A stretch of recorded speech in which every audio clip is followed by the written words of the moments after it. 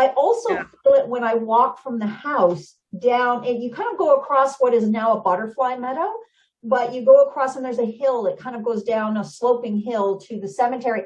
I'll often feel the kids running by me when I walk on that hill area there. It's like, they're running and chasing each other and playing, and you sort of get that feeling of them as you move towards the cemetery. The one thing that was really funny that night was the fact that there was a mad bull across the river. And I say that because it's this time of year.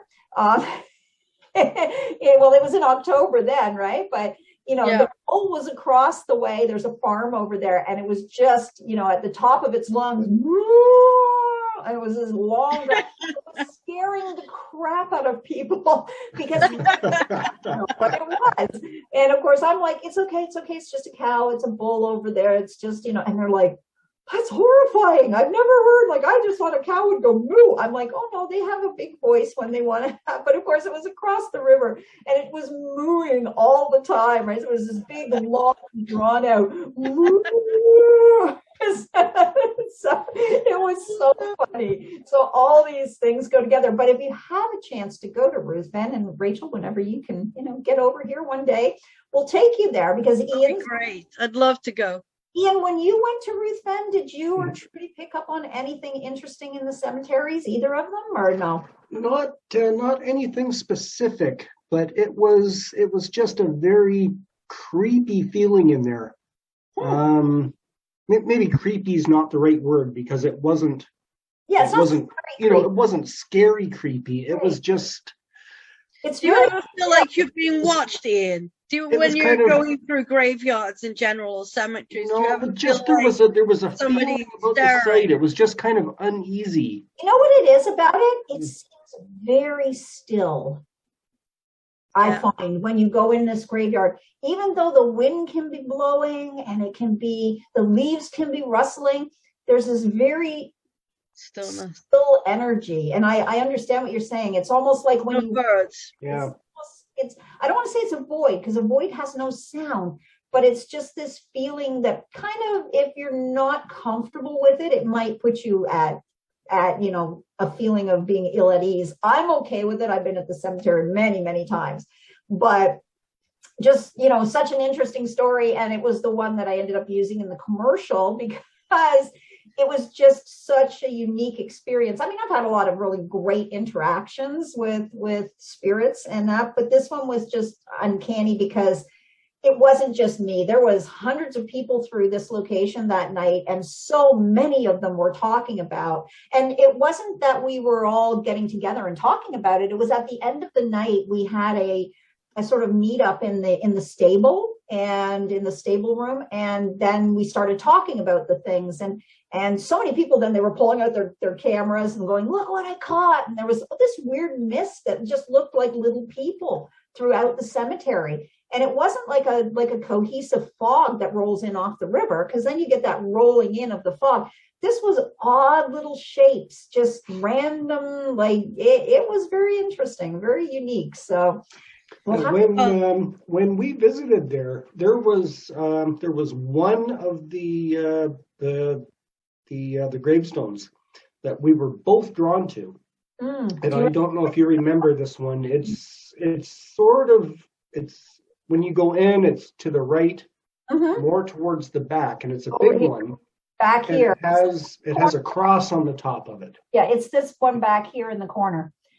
And so, so it's just really interesting. But that is an interesting cemetery story for you. This is a personal one. So this is just something that happened.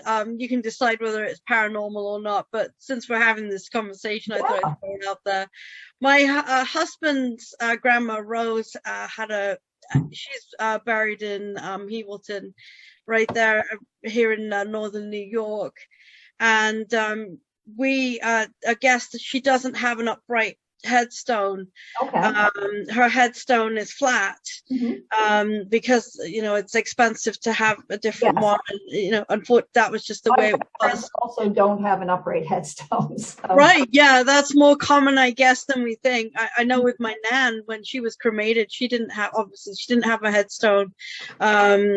she didn't even have a name plaque on the wall. We ended up, I guess, having a memorial book that's open on the day that she passed, or a birthday, and you can sign it or whatever. But right, yes. So with Grandma Rose and her headstone, it was winter, and my girls were 3. I don't think they'd ever been before to the cemetery, but we wanted to go and put some flowers down and pay our respects. And it was snowing, and husband Harvey pulls up at the cemetery, and I've got the girls with me, and Ava and Elizabeth, both my girls, I put them down. Ava, by herself with her flowers, goes to Grandma Rose's grave. We couldn't find it at first because there was snow on the ground, and we didn't know. We knew the general area of where that gravestone was because we've been there before, but we didn't know where exactly. Right. Ava was 3, and she didn't know. She'd never been there before, but she went straight to it, like she knew where it was, and she was like, "There's Grandma Rose. Grandma Rose is here." And I thought, wow, isn't that wild? I mean, she was 3. Yeah. It was kind of like, oh my gosh, in this entire sort of area, she picked that exact spot, and there was snow across. She couldn't read. She was too young to know. So yeah, it was kind of wild. I definitely say, it's like there's connections, and kids are very open. I think so. I know when I was a child, nobody ever said to me, "Oh no, you can't hear that or see that or believe that," right? So I was never told my imaginary friends were not real, right? Yeah, I don't say that to the girls either. It's happened before with them. They've had imaginary friends, but I had heard the gift sort of passes on through the female line with us, but we'll see. Enough, all my boys have that too. So there seems to be something. I think it just depends, but I can completely believe that. And is it paranormal? Well, yes, it's definitely paranormal because it's not normal. Like, it's not right. Exactly. How did she know where to go? It's really strange. Age 3, I think it's pretty fascinating. It's something that there's a connection, right? We have a connection, and I think we're learning now too, like not to get too off topic here, but I think we're learning now too that, through our DNA is encoded with our ancestors' stories, whether they're traumatic or heroic or they're just everyday stories. And I really believe now, like the idea of past life regression, it's not our past lives we're experiencing, it's our ancestors' past lives that we're getting through our DNA connection, right? So I really believe that because I've had a story that was just way too vivid and too common. But we'll talk about that again on another show, because we did that show many, many years ago. And it was really interesting, right? Like, I think it was So I think we can talk about that in a future show, because the science now is allowing us to, and all the DNA research, but the science is now showing that these imprints are encoded in our DNA strands. So I think a really cool show to talk about. But yeah, for sure, I think in the terms of Ava, and because you're a medium, I'm sure the girls must have some I think so, ability to connect. I think so. She said that she had a bad dream once, and something was bothering her in a dream. And I said, well, you just protect yourself, just imagine that, there's a bubble between you and them and they can't get you and nothing can hurt you. Right. And she said, oh, Mom, I just put it in the dream catcher. That's all. It's like the dream catcher. Okay. We're going to be moving that dream catcher. But it's funny how dream catchers, for her, the dream catcher kept her safe. It made her feel safe too. I mean, that's the Anishinaabe people believe that the dream catcher is there to take those nightmares, those bad dreams. Yes. To keep them in. And there is sort of a Native American history on my husband's side. Right. He's got family, so. And I mean, the thing is too, right? It's also the region that you live in. I mean, it's again too, but. My youngest son always had one. He bought one at powwow, and I mean, not his father, because his father's Chinese, but my husband now, he's Indigenous background, and this was before even then, and he had gone out and bought this when he was at powwow, because the school used to go to powwow. I don't know if you remember, Ian, the big powwow they used to have at Skydome. Mm-hmm. Right? Yeah. So my son went to powwow and he brought it home and he hung it by his bed, because I guess the person that he bought it from, the lady, she had made it and she told him the whole story about it. And he was about 7 at the time. So, he had it hanging on his bed. But yeah, I think that there's so much knowledge out there, right? And it's just we tend to, I don't know, like, it's not, I know I don't, but there's so many people that tend to live inside this little box that it's so cut and dry, and that we don't have any, like, paranormal experiences aren't real, or these things, and because you can't, scientifically can't prove it. But there's a lot of things we scientifically can't prove at this point, right? So I think that our mind and our connection to nature, we forget that we are so connected to the universe and to nature.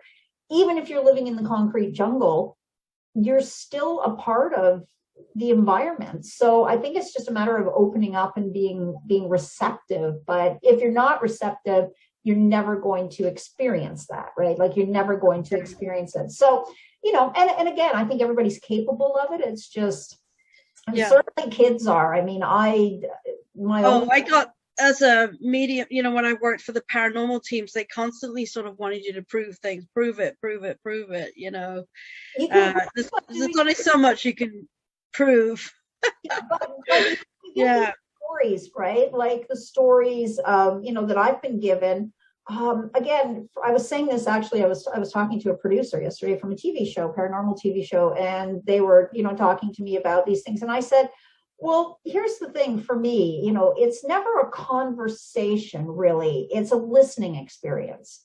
Because when I'm getting information, I'm hearing it from the spirit, but it's not like I can turn around and go, so, hey, what did you think about the weather on this? It doesn't work that way.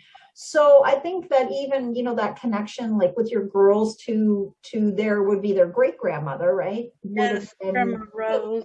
Through that psychic ability, but also, part of just what Ava felt. She picked up on that energy and she was like, yes, this is the spot. So I think that's really cool. Like, I think that is cool. Yeah. I'll tell you, both of you, Rachel and Sika, with Ava picking out the gravesite. Yes. I've done a few investigations of a grave in Niagara on the Lake,